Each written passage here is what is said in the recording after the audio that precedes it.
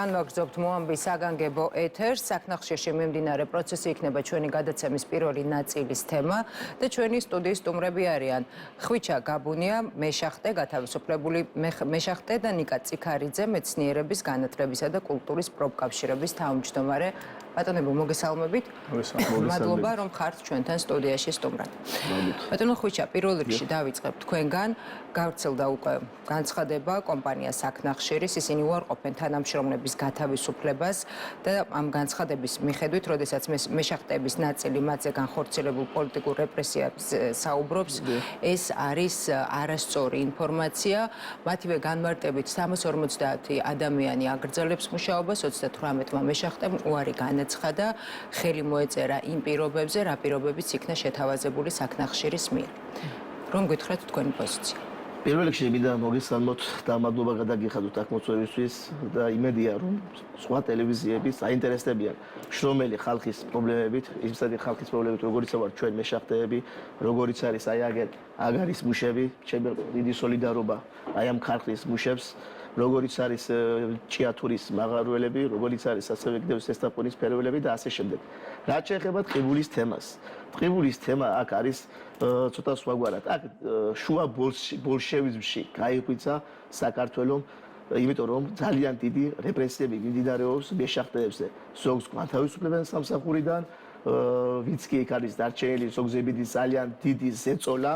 იმის გამო რომ მათ აქვთ ადამიანზეწოლას ბიჭები ვერ უძლებენ, იმის გამო რომ მათ აქვთ ძალიან დიდი ფინანსური ვალდებულებები ბანკებთან, მათ უკან დგას ოჯახები და ასე შემდეგ და ასე შემდეგ. რაც შეეხება საქნახშირის მიერ გავრცელებულ ინფორმაციას, 38 ადამიანი არის ამ ეტაპზე შემცირებული და იგეგმება კიდევ რამოდენიმე ათობით მეშახტის შემცირება. ეს არის ხელშეკრულებების საფუძველზე ვიშვებენ სახში, ზოგი არის 4 თვიანი, აი როგორ არის იცი, თვითონ მიხაილ სოცკი, ვინც არის აი ამ კომპანიის გენერალური დირექტორი, ის მეუბნებოდა მე პირად საუბარში, რომ 4 თვით ხვიჩა გაგიშვებ სახში, შენ როგორც ძლიერ სპეციალისტს გადაგამზადებ ჩეხურ კომპანიაში და მე ახალი შახტის გახსნის შემთხვევაში თქვენ აღდგებით სამსახურში. ეს ჩემთვის არის ეს ბლეფი, რასაც ეს ადამიანი ამბობს, იმიტომ რომ კომპანიაში თვითონ საქნახშირში არის უმძიმესი მდგომარეობა, რომელიც შეეხება როგორც სასადილოს თემას, ასევე მეშახტეთა სპეცდასაცმელის თემას, თვითონ ნახშირმოპოვებელ უბნებში ადგილზე. მე თვითონ ნომერ 6-ე ნახშირმოპოვებელ უბანში მუშაობდი, აგერ 15 წელიწადი არის. ძალიან კატასტროფული მდგომარეობაა შიგნით. ელემენტარული, არც ერთი ხელსაწყო, ყველაფერი გამოსულია ამ წყობრიდან. გადაადგილების საშუალება, ეგრეთ წოდებული ჭაური, ეგრეთ წოდებული ლიფტი, რომელსაც ხდება ჰორიზონტზე გადაადგილება, მთლიანად გამოსული არის წყობრიდან.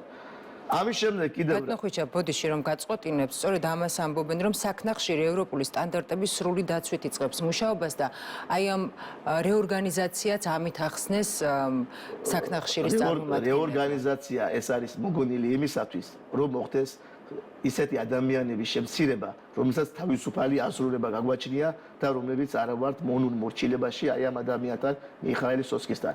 ეს არის ტერორი, არავით არის რეორგანიზაცია, არ არის შახტში პირდაპირ დაიწყეს თავისუფალი ადამიანების შემცირება, რომლებიც აზროვნებენ თავისუფლად და მიყვებიან ყველანაირ ადამიანს ნომია ვაყენებთ ამ შემთხვევაში. 350 ადამიანი როგორ? 350 ადამიანი არ არსებობს არ არსებობს შენ.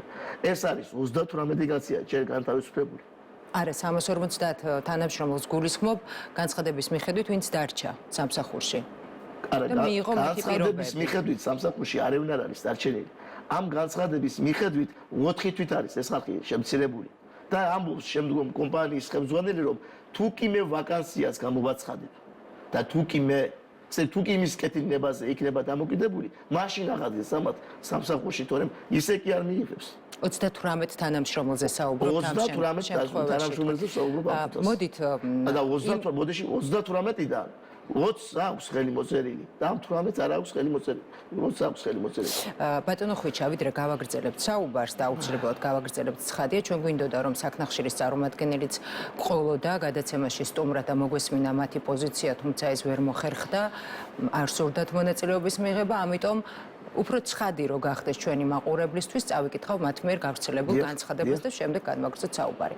ახალი შახტის პროექტი თითოეულ თანამშრომელ საშუალებას აძლევს გაიღრმაოს ცოდნა, გაიუმჯობესოს გამოცდილება, ანაირჩიოს სრულიად ახალი პროფესია, მოპოვების და შრომის უსაფრთხოების მიმართულებით ახალი ევროპული სტანდარტები და ტექნოლოგიები დაინერგება. ამიტომ სპეციალისტების ცოდნის შემოწმება და გადამზადება მნიშვნელოვანია. სწორედ ევროსტანდარტების გათვალისწინება და შესაბამისი კვალიფიკაციის პერსონალის მომზადება არის მთავარი პირობა, რომლის შესრულებაზეც დამოკიდებულია ახალი პროექტების განხორციელება. ამასთან დაკავშირებით საქმნახშირში რეორგანიზაციისა და კადრების ოპტიმიზაციის პროცესი 3 თვის წინ დაიწყო და 1 იანვარს დასრულდება. 350-მა დასაქმებულმა უკვე მიიღო ახალი კონტრაქტი და გადადიან ახალ სახელფასო სისტემაზე, რაც მნიშვნელოვნად გაზრდის მათ შემოსავალს. ამავე განცხადების მიხედვით, რეორგანიზაციის შედეგად 38 სამუშაო ადგილი შემცირდა, თუმცა თითოეულ მათგანს კომპანიამ 3-4 თვიანი გადამზადება შესთავაზა, რომელსაც საქმნახშირი დააფინანსებს. პარალელურად მიიღებენ სრულ ხელფასს, ისარგებლებენ დაზღვევით, კვების მომსახურებით, გადამზადების შემდეგ ჩააბარებენ გამოცდას და შესთავაზებენ ახალ კონტრაქტს. ყველა ვინც გაივლის გადამზადებას დასაქმებული იქნება საქმნახშირში. 24 დეკემბრის 15 საათის მდგომარეობით 38 შემცირებული ადგილიდან 20 ადამიანმა ხელი მოაწერა გადამზადების კონტრაქტს, დანარჩენ 18 ადამიანს საშუალება ეძლევა ჩაერთოს გადამზადების პროგრამაში. 1 იანვრამდე ასეთი არის საქმნახშირის მესვეურების მიერ გავრცელებული განცხადები.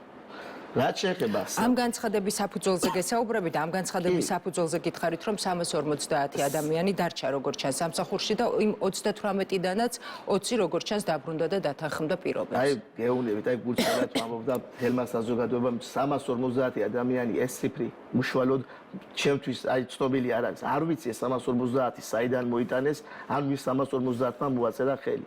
ეს ჩემთვის არ არის ცნობილი. კი ბატონო, გასაგები რომ არ არის თქვენთვის ცნობილი ინფორმაცია გავრცელებული კომპანიის მხრიდან, რომ თითქოს და 350 ადამიანმა რაღაცაზე მოაწერა ხელი. ანუ თქვენ ამბობთ, რომ 350 ადამიანი იქ არ მუშაობს. არა, როგორ არა, 350-ია დაახლოებით 1500 კაცამდეა. ვინ არის კონკრეტულად ის არის? დაფინანსებული. 1500 კაცი არის დასაქმებული. საქმნახშირში უშუალოდ, მაგრამ ეს 350 ადამიანი საიდან მოიტანეს ეს ციფრი, ეს ჩემთვის უცნობი არის. ეს მათ უნდა ვკითხოთ, ცხადია? იმიტომ რომ ძალიან კარგი იქნებოდა, აი, იმიტომ ხალხმა ძალიან კარგად გაიგოს და ტყიბულებმა ძალიან კარგად გაიგოს. დღეს რომ ყოფილიყო აქ საქმნახშირის წარმომადგენელი, ყველაფერი იქნებოდა ნათელი. ყველაფერს ამ თემას ბატონო ხუჭა, ამ თემას არაერთი რეპორტაჟი გვაგაკეთებული და აუცილებლად დავუკავშირდებით. რაც შეეხება ახალ შახტებს, მაგ კინო ჩვენ უკვე ნანახი გვაქვს. როდესაც გარდაცვლილი პრეზიდენტი საწყალი ედვარდ შევარდნაძე ჩამოვიდა ტყიბულში, ლენტი გაჭრა და იქ თბოელექტროსადგურის აშენებას აპირებდა. ეს არის იგივე რუსული პროექტი, იგივე და აი ამ ხალხის ვითომ ახალი შახტები, რომელი ახალი შახტებზია ხალხო საუბარი. ჩამოგზავნეთ ტყიბულში, დაათვალიერეთ, გარეგანად დაათვალიერეთ თვითონ წარმოება. შემდეგ შიგნით შევიდეთ.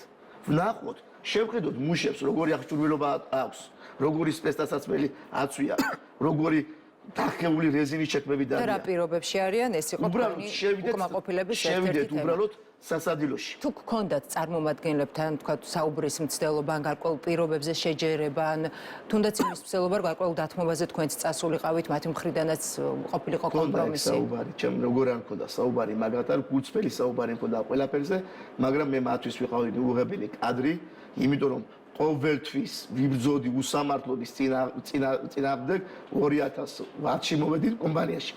2012 წლიდან უშუალოდ ამ უსამართლობებზე ვიყავი ჩართული როგორც წინა ხელისუფლების დროს, ასევე ამ დღევანდელი ხელისუფლების პირობებშიც.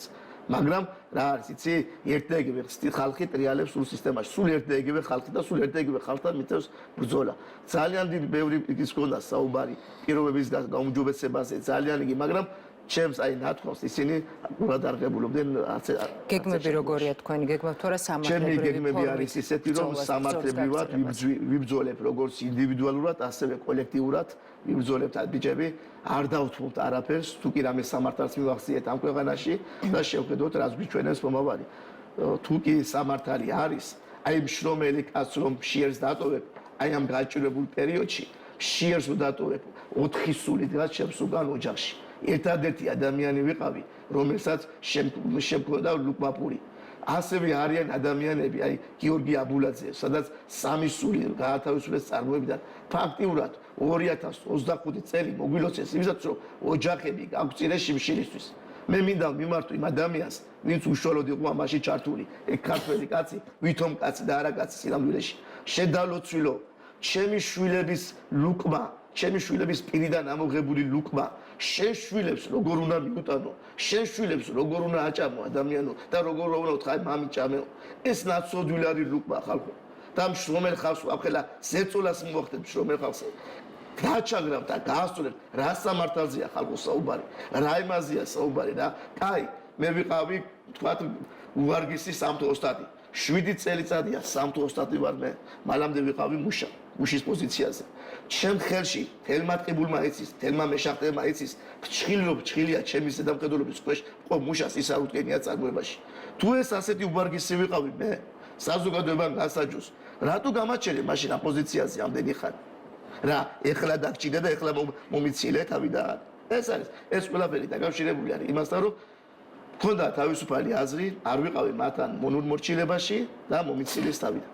ბატონო ხვიჩა, რა ტიპის უნდობლობა იყო ფაქტია იმის გათვალისწინებით, რომ თქვენ უარი თქვით მათ შემოთავაზებაზე, იმ 60 დასვენება იქნებოდა თუ გადამზადება იქნებოდა, შემოგთავაზეს ხომ? იყო ესეთი. იყო შემოთავაზება გენერალურ დირექტორმა უშუალოდ რომ ანაზღაურება მოხდებოდა. რატომ რა იყო მიზეზი, რის გამოც თქვენ უარი თქვით? იმის გათვალისწინებით, რომ ფაქტია, რომ უმრავლესობა დათანხმდა და 18 ადამიანმა თქვა უარი. უმრავლესობა არ არის იქ დათანხმებული, არავით არის 20 კაცი სულ ცოტა ხო დათანხმდა. კაცი დათანხმდა იმის გამო, რომ ისინი არიან 65 წელს გადაცილებული ადამიანები და 70 ანუ ეს იყო ფაქტობრივად გაშვებული ადამიანები. ეს იყო ფაქტობრივად, ისინი უკვე გვათმოგვე იცოდნენ, არის ერთადერთ ადამიანი, არ მინდა სახელი და გვარი დავასახელო, ტყიბულმა იცის და მეშახტემა იცის, სატრანსპორტო უბანში იყო 1000 თავად ეს კაცი. დასახიჩრებული წარმოებაში, აი ადამიანი იყო ბიულეტენზე. ადამიანი იყო ბიულეტენზე. თუ და გაინტერესებთ ამ ადამიანს, მე მოგაძებნებ თქვენ. ადამიანი იყო ბიულეტენზე, უხუცესი ადამიანი, რომელსაც 40 წლიანი გამოცდილება აქვს ჩახტში. დაიბარეს. მოაწერიეს ხელი, უთხრეს, რომ შენ უნდა წახვიდე სამსახურიდან. თუ გინდა ეს 4 თვიანი მიიღე თუ არა და თუ არ დათანხმდები, 2 თვიან კომპენსაცია ეკუთვნის კანონით და დამთავრდება ყველაფერი მაგით. ასეთი ზეწოლაა ხალხო. რასი ახალ შახტაზეა საუბარი, მეგობრებო, როდესაც წარმოებას დაათვალიერებთ, გარეგნულად ეთყობა, რომ იქ პროცესი მიდის უარესობისკენ. გარეგნულად ეთყობა წარმოებას და შიგ თუ ჩახვალთ კიდე და ჩაიხედავთ, აი მიწისქვეშ რაც ხდება, დარწმუნდებით, რომ ახალი შახტა კი არა, აი ამასაც ვერ ინარჩუნებენ, რაც არის დღეს წარმოებას, რაც აქვს. ამასაც ვერ ინარჩუნებენ. თვითონ მეშახტებს რომ დააყენო და შეხედო როგორი სპეცდასაცმელი აცვია ბიჭებს. ვალიკის ფასით რეზინი შექმნა არ მოუტანიათ, რამდენიმე თვე არის. დაახლოებით 30-35 ლარს ვიხდით ჩვენ მეშახტეებში. ამ რეზინით შექმნა. ჩვენი სახსრებით ვიდურობთ ყველაფერს. აი ბიჭებს რომ შეხედო რა აცვია ტანზე, დარწმუნდებით, რომ აი რა სიტუაცია იქნება და რასი ახალი შახტაზეა საუბარი და რასი გადაიარაღებაზეა საუბარი და რასი ჩეხურ კომპანიაზეა საუბარი. ეს ყველაფერი ბლეფი და ფარსი არის და ეს ყველაფერი არის ყალბი და სულ ინფორმაცია ძალიან კარგად მიყურებს ახლა ტყიბულელები და ძალიან კარგად იციან მათმა ეს ყველაფერი. ყველაფერი კარგად იცის. ამიტომ არის აი ჩემი თხოვნა რომ თქვენ ჟურნალისტები ყველა ტელევიზიაში არა აქვს მნიშვნელობა პირველი არხი იქნება, იმედი იქნება, ფორმულა იქნება თუ რაც იქნება, ტევ პირველი თუ რაც იქნება, მთავარი არხი ჩამოდით. უშუალოდ აი შედით ჩვენს სამსახურში და დაათვალიერეთ ჩვენი საშხაპეები არ გაინტერესებთ როგორი არის? ჩვენ დათვალიერებული მასალა. ჩვენი საშხაპეები იცით? გაგვთ მაგის იგენი? მასალას გულისხმობთ. მასალა აი სატელევიზიო მასალა თუ ჩვენ პრობლემებზე არაერთი რეპორტაჟი საკეთებული პრივატ სულიად კონკრეტულად საშხაპე არ ვიცი კონკრეტულად საშხაპესთან მიმართებით ჩვენი საშხაპეები ჩვენი სასადილო მოამბე რეგიონები მუდმივად აშუქებს ამ ჩვენი სასადილო იცით როგორი არის ჩვენ საჭმელს იცით ეს რომ იცოდეთ და აი სადმუშაობთ კიდე ისიც რომ იცოდეთ რაზე არა საუბარი გასაგებია ეს არის ყველაფერი ბლეფი ეს არის ყველაფერი მოგონილი და ეს არის ყველაფერი ყალბი.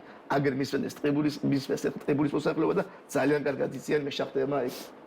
გასაგებია, ბატონო ნიკა, ვიცი რომ იცნობთ მათ პრობლემებს, თუ გქონდათ საუბარი და კონკრეტულად თქვათ რა შეიძლება რომ გაკეთდეს მათი მდგომარეობის გამოსასწორებლად ამ მიმართულებით. მოგესალმებით, მივესალმებ მაყურებელს, ხო. აი გადაიარაღებზე ლაპარაკი 2016 წელსაც იყო. 2016 წელს გაფიცვა მე მახსოვს ტყიბულში და მე და ჩემი თანამებრძოლები მხარს უჭერდით მაშინ ამ გაფიცვას და მაშინაც ამაზე იყო ლაპარაკი და იმის მერე როგორც ხედავთ გავიდა 10 წელი დაახლოებით და ისევ ამაზეა ლაპარაკი. ან და ისიც რომ ტყიბულში სხვა არაფერი ასე ვთქვათ წარმოება არ არის გარდა ამისა. ანუ ის რომ ეს ადამიანები მთლიანად დამოკიდებული იყვნენ, ეს აწყობს კომპანიას, იყვნენ აი ამ კომპანიაზე თავად და სხვა არაფერი არ ხდებოდეს.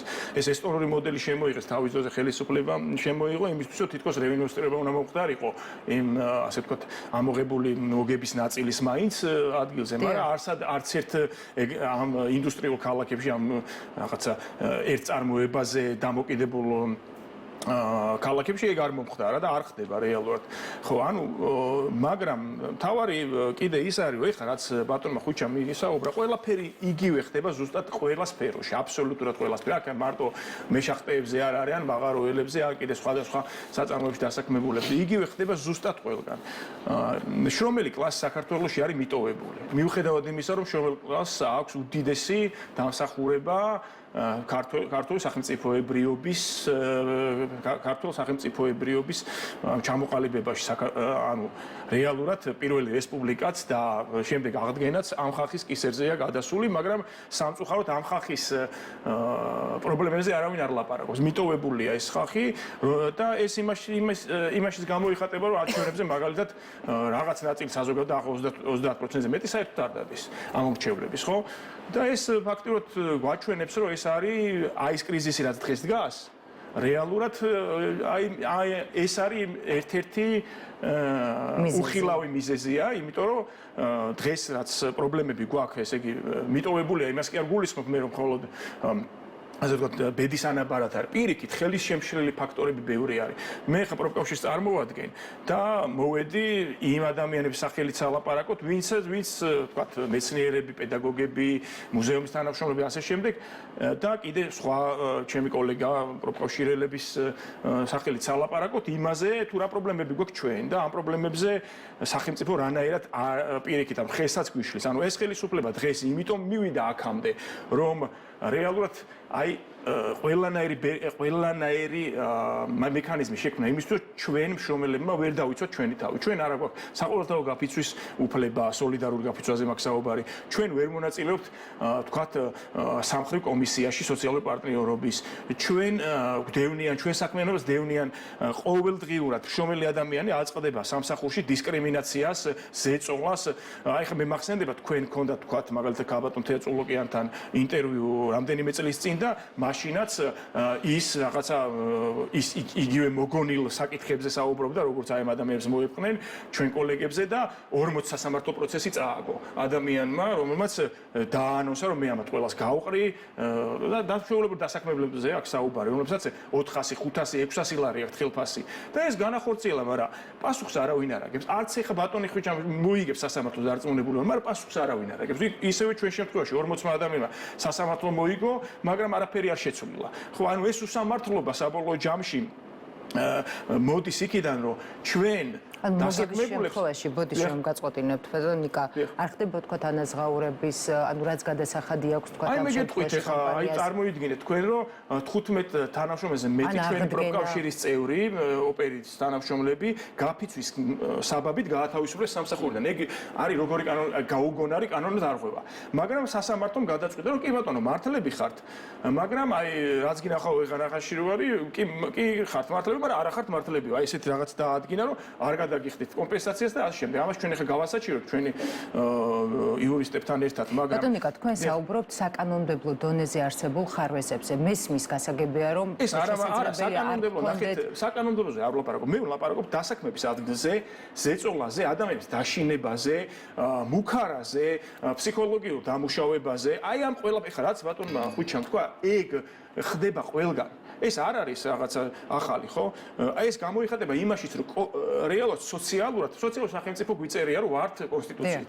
პირიქით არის ყველაფერი. ჩვენი, ესე იგი, ეკონომიკური მაჩვენებლები, რომლებსაც აი სხვადასხვა ბიზნესმენები და ხელისუფლების წარმომადგენლები ესე აფრიალებენ, ძალიან სამხრივია, იმიტომ რომ მეორე მხარეს არის სოციალური უთანასწორობის ინდექსები, ასე შემდეგ სხვადასხვა მაჩვენებლები, რომლებსაც ესე ჩქმალავენ, აი რამდენიმე კარგი სტატიაც გამოქვეყნა, მე მინდა ასევე ვთქვა, რომ აი ძალიან დიდი მადლობა უთხრა კავკასიურ სახლს, აი შრომის ისტორია საქართველოში გამოწეს ესეთი წიგნი, რომელშიც ნამდვილად ნახავთ თქვენ, რომ ეს ხალხი ვისაც დღეს მაგალითად რა ვიცი რას არ ეძახიან ხო მათ შორის ნაწილი აქციებზე დგას დღეს ცემენ ურტყავენ ასახიჭრებენ იჭერენ იმის გამო რომ ეს ადამიანები თვლიან რომ ისინი უკეთეს ცხოვრებას იმსახურებენ და ჩვენ ხედავთ რომ აი გამოსახლებები ავიღოთ ხო 1300 ადამიანი გამოასახლეს 3300-მდე ადამიანი გამოასახლეს 2016-2022 წლებში და კიდე 1300 ელოდება გამოსახლებას ხო ვალაუვალი სისტემა შექმნეს რომ ადამიანი ვალის გარეშე ვერ არსებობს ხო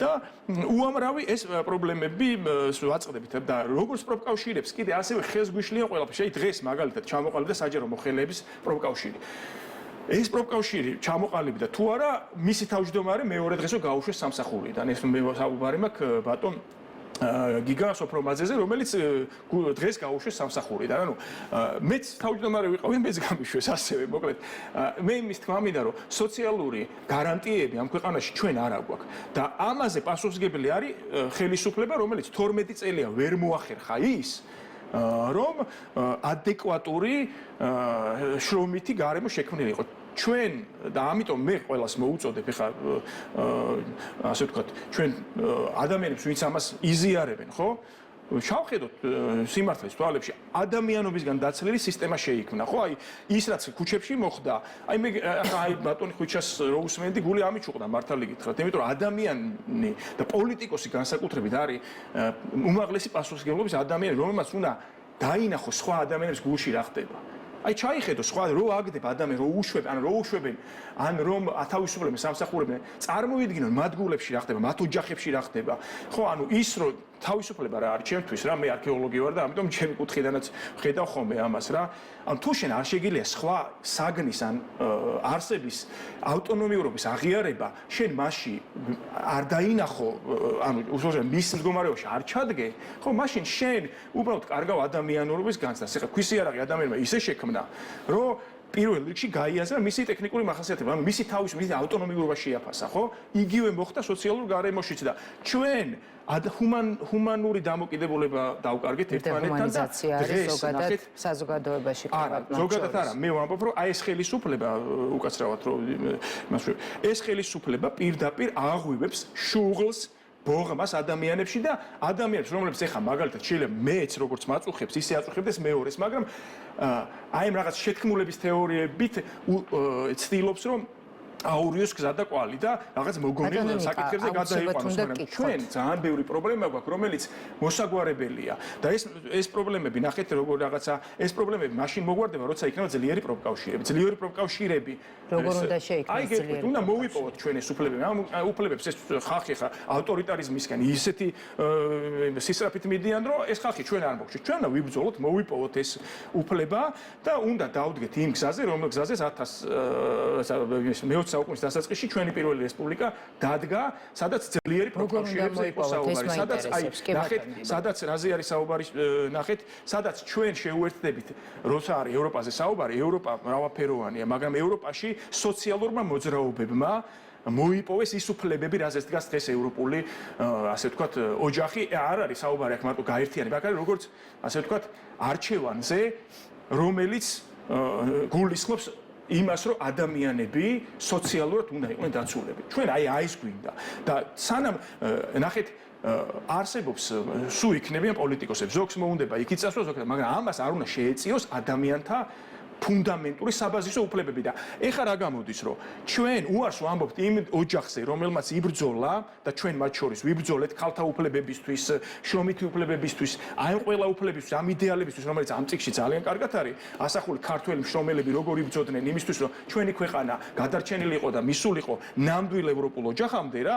აი იქ ნახეთ ჩვენ მივადგებით იმას რომ ჩვენ ხვალდაზე დაგვიძახებენ აგენტებს იმათ ამათ არ ვიცი ბატონო ნიკა აი ნახეთ დავამთავრებ თუ შეიძლება აი ჩვენი ყველაზე დიდი შეურაცხყოფა ჩვენი იცით რა იყო როდესაც აი ამ ხელისუფლებამ გადაწყვიტა რომ ყველა ადამიანისთვის მათ შორის პროფკავშირებისთვის ისინი ვინც იბრძვიან ამ უფლებებისთვის აგენტები და მოღალატეები ეძახა იცით რატო დაჭირდათ ეგ იმიტომ რომ თავად არიან ისინი რასაც ჩვენ გვიწოდებენ თავად არიან რატო დაჭირდათ კოლექტიური ნაცმოძრაობის ტერმინის შემოტანა იმიტომ რომ თავად იციან კარგად ვინ ყავთ გარშემო აი ბატონმა თქვა იგივე ხალხი ისინი რომლებიც ადრე იმ პარტიას წირავდნენ ხელისუფლებაში ვინც იყო ამ მნიშვნელობა ვინც იქნება იმას შეწირავენ ანუ ეს უპრინციპო ადამიანები ჩვენ შრომით უფლებებზე როდესაც საუბრობთ და შრომის ახალი კოდექსი რომელიც შეიმუშავა პარლამენტმა და ამბობენ რომ ეს არის დაახლოებული ევროპულ სტანდარტთან და ამის შესაბამისად არსებობს ყოველ შემთხვევაში და მოქმედებს ანუ ამ მიმართულებით აღსრულების ნაწილში გაქვთ პრეტენზიები აღსრულების პრობლემას ხედავთ ასევე მაინტერესებს აქვე გკითხავთ რომ შემდეგ აღარ გაგაწყვეტინოთ საუბარი თუ მესმის რომ იურისტი არ ბრძანდებით და შესაძლებელია ვთქვათ არ გქონდეთ შეხება მაგრამ ინიციატივები თუ არსებობს თქვენი მხრიდან ან თუ არსებობს რაიმე ჯგუფი რომელსაც შესაძლებელია გარკვეული საკანონმდებლო ცვლილებები და ერთგვარი პაკეტი საკანონმდებლო შესთავაზოთ ან ხელისუფლების წარმომადგენლებთან შესაბამის უწყებებთან თუ გქონდეთ კოორდინაცია შეხვედრები წინადადებები თუ შესთავაზეთ ვინმეს ან რა პასუხი მიიღეთ იცით რა ანუ ღიმილის მომგვრელია შრომით უფლებებზე შრომით კოდექსებზე და ცვლილებებზე საუბარი როდესაც თქვენ ნახავთ პროგრამები რომლებიც პარტიებს აქვთ არც ერთი არ გამოირჩევა ამ შრომით საკითხებზე დიდათ არავინ არ ინტერესდება ნუ არის რაღაც გარკვეული გაყურები მაგრამ მე ასე ვამბობ ქართული ოცნების ესე იგი ამ მიმართულებით პროგრამა იყო სამარცხვინო არის გირჩზე უარესი ასე ვთქვათ იყო ჩემთვის იმიტომ რომ მე ვთვლი რომ ანუ ნახეთ იქ ლაპარაკია ხოლმე გირჩი ლაპარაკობს იმაზე რომ არ უნდა იყოს ასე ვთქვათ რაღაცა არ უნდა ერეოდეს სახელმწიფო თითქოს აი ამ შრომით ურთიერთობებში მაგრამ ნახეთ იმაზე უფრო რეალურად გაცდა საერთოდ ამ რაღაც პოლიტიკურ იდეოლოგიებს რაღაცა ანომალია მივიღეთ და ჩვენ ეხლა ვართ აქ მე ბევრ დიდი ხანი ამ პროცესებში ჩართული ვარ და ბევრმა ჩვენმა კოლეგამ შეიტანა ინიციატივებიც ყველაფერი, მაგრამ არც ერთმა ინიციატივამ არ მიიღო მხარდაჭერა. იმიტომ რომ ნახეთ, როდესაც შრომითი უფლებები უფრო მეტად იქნება დაცული, ჩვენ ქვეყანაში იქნება უფრო ძლიერი პროფკავშირული კულტურა. შეიძლება პროფკავშირების თემას ერთი წუთი დავამთავრებ. დღეს ხო, პროფკავშირებსაც შეეხება. დღეს ასევე აი ამ თავისუფალ ასე ვთქვათ უამრავი პროფკავშირი შეიქმნა ბოლო რამდენიმე წლის განმავლობაში. თავისუფალ დამოუკიდებელ პროფკავშირებზე საუბარი. მაგრამ მეორეს მხრივ არის პროფკავშირი, რომელიც გაერთიანებული პროფკავშირი ქვია, ასე ვთქვათ, და დღეს იქ ადამიანები ცემეს თავისი წევრები, არ ვიცი, ეგეთი რაღაცა საერთოდ არ გამიგია და ყავს თავმჯდომარე დემოკრატიული ორგანიზაცია და 20 წელი ერთი თავმჯდომარე ყავს. და ამას ყვებავს სახელმწიფო. სახელმწიფო უწყობს ხელს იმას, რომ აი ესეთი ჩვენ ვეძახით ხოლმე ყვითელი პროფკავშირების შექმნას, თუ იქ გამგეობაში არიან ადამიანები, ვინც უკვე რეალურად ბატონიკა ოპოზიციურ პარტიებს თუ მიმართეთ საინტერესოა იგივე ვთქვათ ინიცირებასთან კანონპროექტის ინიცირებას იცით კანონ პროექტების ინიცირებასთან დახმარებოდნენ ისინი საკანონმდებლო ორგანოები. ნახეთ ჩვენ ესენი მაგას ვლაპარაკობ, იყო ბევრი ინიციატივები, ეს ინიციატივები ყველა ჩავარდა. ეხლა როგორ წარმოგიდგენიათ ადამიანთან რომელსაც ლაპარაკი ანუ დიალოგზეა ხოლმე საუბარი, ნახეთ და დიალოგი არის ესეთი მოწოდებაა ხოლმე. მოდით ჩვენ დაგიმტკიცებთ იმას, რომ თქვენ ცდებით. ეს დიალოგი არ არის. არ შეიძლება ედებატო ადამიანს ეხლა ხანდახან მახსენდება ხოლმე ბატონი ავლი ზურაბიშვილთან თავის პაციენტის ასე ვთქვათ ინტერვიუ, რომელიც ეუბნება რომ მე თამარ მეფეს ვიცნობდი, მე დავით აღმაშენებელს ვიცნობდი და ესეთი ადამიანები არიან ხელისუფლებაში, ვინც გეუბნება რომ მე დავით აღმაშენებელს ვიცნობდი და თამარ მეფეს ვიცნობდი და ასე ვთქვათ რომელსაც აელაპარაკები რომ შენ აი ბატონი ავლიპი ელაპარაკება რომ კი მაგრამ თქვენ ეხა ცხოვრობდა მაშინ არ იქნებოდით ასე ვთქვათ ვერ გაიცნობდითო, მაგრამ აზრი არა აქვს, ხო ანუ ესევეა ჩვენი პრემიერ-მინისტრთან ლაპარაკს აზრი არა აქვს, იმიტომ რომ ისინი პირდაპირ გეუბნება შენ უკვე მცდარი ხარ, დიალოგი როგორ იწყება, იცით? მოდით დავჯდეთ, ორი მხარე არსებობს, შევაჯეროთ რაღაცაზე, რაღაცას მე დავთვალ, რაღაცა შენ დათმე, მაგრამ როდესაც არალეგიტიმური ხარ და უკვე შენ ლეგიტიმაციას შეხვდით პრემიერ-მინისტრს ჰქონდათ არა, მე არ შევხვდები პრემიერ-მინისტრს, არც არავინ მგონია, იმიტომაც არავინ არ ხვდება, რომ მათი დამოკიდებულება არის ასე ვთქვათ, მაგითი სატრიალება თავიდანვე და ეხლა ვინ შეხვდება მაგას? რა თქმა უნდა, მეც ბოდიში რა მინდა რომ გავაგზო ეს პროკავშირების თემა ეხლა მე რომ ვარ დაჩაგრული და დაჩაგრულად მიმაჩნია თავი, ჩემისთანა თანამშრომლები, ჩემისთანა ადამიანები არიან დაჩაგრულები. სად არის ეხლა ის პროფკავშირი ჩვენთან წარმოებაში რო არის წარმოდგენილი? სად არის ეგრეთ წოდებული პეტრიაშვილის პროფკავშირი? თუ გაქვს თქვენ ამაზე, აი ამ კითხვაზე პასუხი. სად ბრძანდება დღეს პეტრიაშვილი? პეტრიაშვილის წარმომადგენლები რას აკეთებენ ჩვენთან წარმოებაში? თქვენ თუ მოიგეთ ბატონო ხოჭა. შეზრდილი არიან კომპანიასთან თავი და ბოლომდე. შეზრდილი არიან სოцკისთან თავი და ბოლომდე. პირდაპირ თანამონაწილე იყვნენ ამ ხალხის შანტაჟში და სამსახურებიდან გაშვებაში. უშუალო თანამონაწილეობას ღებულობდნენ შიგნით. მე ვთვით მეცაც გეტყვით პროფკავშირის წევრი ვინც იყვნენ ოჯახიდან ორივე წევრი გამოუშვეს სახნახშირიდან. ერთი განცხადება არ გაუკეთებია პატონ პეტრიაშვილს. ერთი განცხადება არ გაუკეთებია მათ წარმომადგენლებს ჩვენთან შახში. რომ ვეუბნებით რომ დაგვიდეგი გვერდში გათიშვილი აქვს ტელეფონები. ხალხმა უნდა გაიგოს. აქ დღეს არ უნდა იყოს წარმოდგენილი ახლა პროფკავშირი. არ უნდა იყოს წარმოდგენილი, მაგრამ მინდა მიმართო მეშახტეებს. ესენი არიან ადამიანები, რომლებიც თავი და ბოლომდე შეზრდილი არიან წარმოებასთან, რომლებიც ერთად ჭამენ და ერთად სვამენ. პეტრიაშვილის პროფკავშირი არ არის სანდო პროფკავშირი. მეშახტეებო არ ელდოთ მათ, ისინი ყოველთვის მოგატყუილებენ და ისინი ყოველთვის გაქცირავენ, იმიტომ რომ არა სანდო პროფკავშირები. მაგრამ არის ახალი პროფკავშირები და ის პროფკავშირები. ამიტომ მე მაგას მინდა მე მინდოდა მაგის შექმნა. არა მაქვს ეხლა მე არც მახელა იურიდიული განათლება არაფერი რომ ადგილზე გვინდოდა შეგვექმნა დამოუკიდებელი თუმცა ბატონო ხოჭა არიან ადამიანები რომლებიც აუცილებლად მოგმართავ მინდა მიმართო მეშახტებს რომ ასეთ ადამიანებს მიმართეთ ვინც არის დამოუკიდებელი და აუცილებლად აგიდგებიან გვერდში და არა პეტრიაშვილის პროფკავშირი რომელიც თავი და ბოლომდე არის შეზრდილი ერთ რამეს ვიტყვი რომ აი ამ პეტრიაშვილის პროფკავშირში არიან ადამიანები ვისაც ეს არ მოწონს დღესაც და მომავალშიც დარწმუნებული ვარ ეს ადამიანები თავის საქმეს იტყვიან იმიტომ რომ არ შეიძლება დემოკრატიულ ორგანიზაციაში 20 წელი იყოს ერთი ადამიანი თავმჯდომარე და ვერაფერს ვეცვლით მეხანძრეს ეძახიან იმების რა ქვია გაფიცვების ჩაქრობის დღეს უნდა იღებდნენ ისინი ხმას აი მე რო ვიჩაგრები და ჩემისთანა ხალხი რო იჩაგრება დღეს უნდა იღებდნენ მაგრამ დანაშაულია ისინი ამ დანაშაულის თანამონაწილე არიან ძალიან დიდი მადლობა რომ იყავით ჩვენი გადაცემის სტუმრები ხვიჩა გაბუნია გათავისუფლებული მეშახტე ნიკა წიქარიძე მეცნიერების განათლებისა და კულტურის პროფკავშირების თავმჯდომარე საუბრობდნენ პირდაპირ ეთერში